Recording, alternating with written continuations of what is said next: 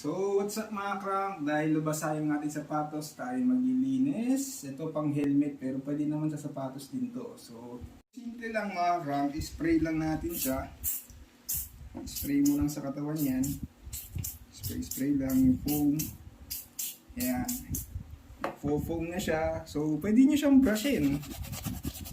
Brushin lang yung mga part na dumimi. Ayan lang. Brush mo lang siya. Yung loob para hindi mag-amoy paa. Sprayan mo lang din yan para bango. Yan, wag mong tipirin. Tapos after nyan, wipe mo lang siya. Wipe mo lang para walang nangyari. So yan.